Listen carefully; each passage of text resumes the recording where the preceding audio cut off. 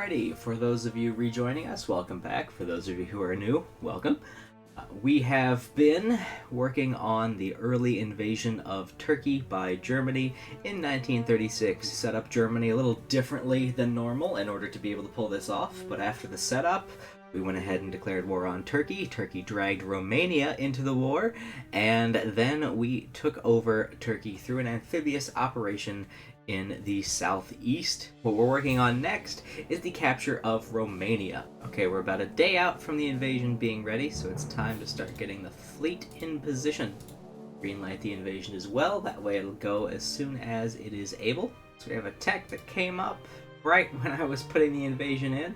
Now, you might be tempted to go down this rubber tree, especially if you're used to having the rubber provided by the early Dutch war. So doing this doesn't actually get us anything. It's a waste of 136 days until you actually have synthetic factories. Plus, you're going to get a research bonus on synthetic refineries through the focus tree. What I'm going to do instead is catch up on the industrial technologies that we have been lacking. Back on the invasion, we see that our landing is going quite well.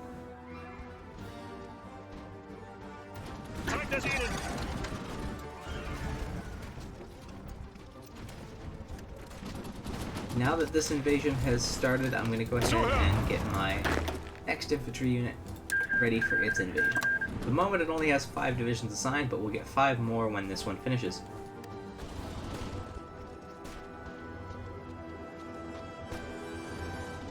Alright, that one's finished, so now we stack up. We have 10 divisions ready to start preparing this offensive, and we'll be able to do this in about 70 days. These troops here now are going to get reinforced, and we're going to put the offensive along the river.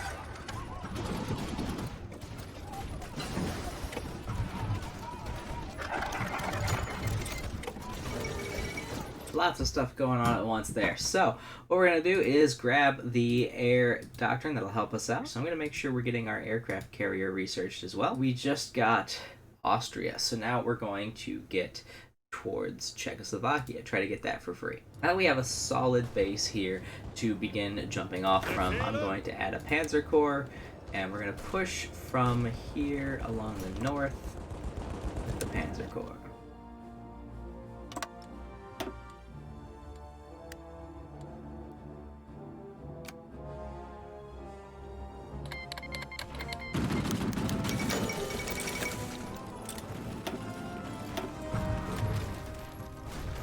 Even though it's got a penalty, we're going to go ahead and grab radar. We do have enough for another land doctrine as well, so we're going to grab this while we can. And with that extra organization, I feel a little emboldened to try and make a new offensive line. So we're going to go ahead and push through the next stage. Deutsche Truppen eroberten den britischen Inselstützpunkt Leros im Dodekanes.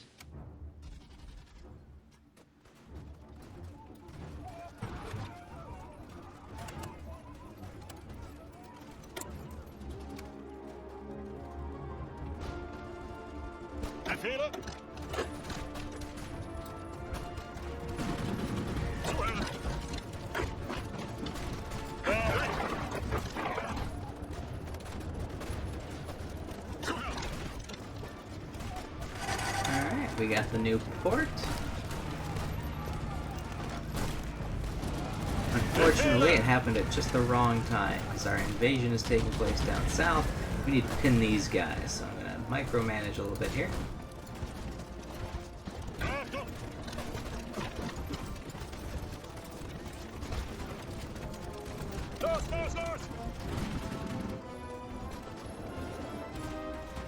More troops that are engaged fighting me, the more they can't reinforce down south, which is perfect. They are captured.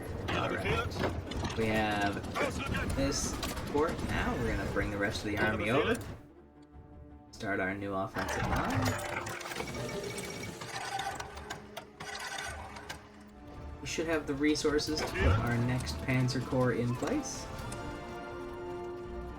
And off they go.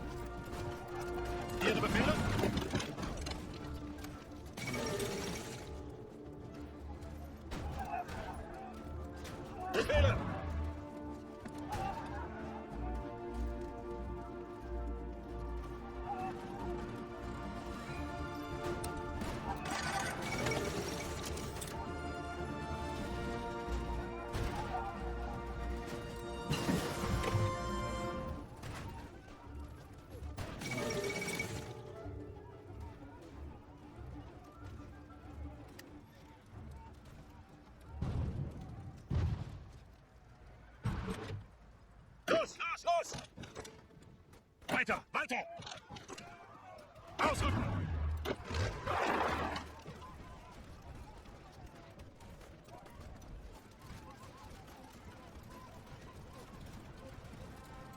Finally, they surrender. This took way longer than I would have hoped. I wanted this done in about September. Here we are in December with Romania finally surrendered. This is not the way I wanted it done, but hey, it's done, so that's what counts. First, I'm going to hit pass a bunch of times to save up the points I'm going to need to make the choices I want to make. You'll notice you have the option to satellite a couple of different countries. There could be Transylvania, there could be Moldova, and you'll also notice if you try to do Ukraine, it's in the same territory that is Moldova. So I'm going to go ahead and put the Ukraine in, and now that that's in, I'm going to select them and give them this other territory, which gives them the border with Russia. The rest of this is simply going to be taken by Germany. This is going to get me a bunch of factories, a bunch of oil, things that I desperately need, especially since I am several months behind on my schedule. Okay, we've achieved peace, but we have several problems. First, it lets us do the invitation to faction for the Kingdom of Hungary, which is great. That's not actually really a problem. That's a good thing. But the problem is that now we have this kind of disjointed empire. So eventually you're going to need garrisons defending Turkey so that they don't get naval invaded. When the war begins with the Allies. You're going to need some type of force to invade down through the south with the Allies. You're going to need something down south here, west here, and north here for Poland.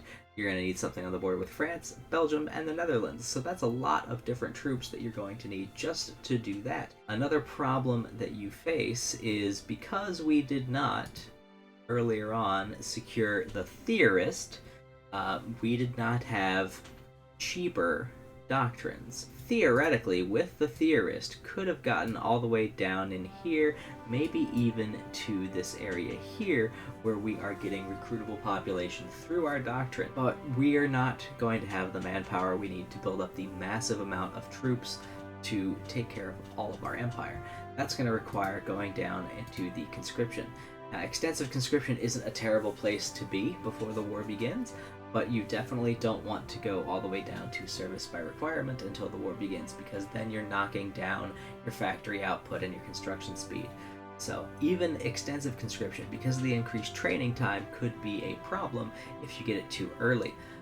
I'm not going to get it with my very next set of points. I don't see why I would need to. I'm going to let this tick down as far to 0 as I can before I hit that button. So what forces do you need to build? Well, first you have to remember what forces that you have.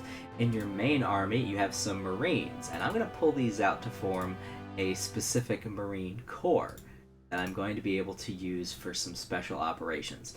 The bulk of the Marines that will be built later are actually going to be down south, helping me close the Mediterranean by invading Gibraltar, but they also do well to attack Danzig at the beginning of the war. So I'm going to take the ones I already have and give them that order under student. You'll also notice we have two different templates here. They're identical, except one of them is elite and one of them's not. That was because we had an equipment shortage earlier on, and we wanted the guys doing the naval invasion to have the most equipment possible. But that's not necessary anymore, so we're going to change them to regular infantry units. The other thing we're going to do is we're going to look through our templates and make sure that they are as upgraded as we can make them right now. We unlocked a few technologies during that war, like logistics company, which I'm going to start adding to my units. Next, we're going to take a look at the units that we got from Austria and taking them over. Now, we have several different types of units here. What I'm going to do first is take 2 of these infantry units and change them to Panzer units and send them to my existing Panzer Corps. Now, once I do this, I'll notice I have 8 units left. It doesn't always work out this way, but it did this time. So what I'm going to do this time is I'm going to convert the 4 Special Forces to Panzers and convert the infantry to cavalry, creating a 3rd Panzer Corps that I can put under the command of Rommel. Now I'm out of units, but I still have some empty spaces in my main army. So the first thing I'm going to do is create 3 more good infantry divisions, and then I'm going to need to start filling out as many of the other areas as possible. So I'm going to need at least 2 armies up in this area. I'm going to need 1 down in this area. I'm going to need 1 over here. That's 4 that I need to create. I'll need a 5th down here in the south. It's 5 armies that need to be created. That's a lot of construction, and that doesn't even go into the garrisons. I'm going to need 72 divisions just to hold this territory, and I'm going to need 72 divisions to hold this territory to make sure I'm not getting naval invaded by the British. First, we're going to put together a reserve army for Poland. We're going to build it twice. I'm going to work on a cavalry army for my Africa Corps. Right now it only lets me build 17 units, which is a shame because I would have liked to be able to build more. Now you'll notice there is something missing from this. We have 1 army, 2 army, 3 army. I said we need to build 5 armies. So what are we going to do with the rest of this? Well, we still have a light army that we can get away with putting down south here, because all they're going to have to do is hold while my other 2 armies take care of Poland. And we're going to need another force, probably reserves, that are going to help out with Brussels. Don't forget that you also still have the Spanish Civil War going on, and you can rack up the air experience by helping out the Spanish Civil War. Now at this point there's not much else that can be done until we have built up our forces or until the war itself begins. I'm hoping that I have a chance to build up all of the forces I need before the war begins. The very next steps that we take will be part of another video, the interwar period. It's going to take care of 1938-39 and the first couple steps of the beginning of the war. But for now, we're just going to wait and see what happens.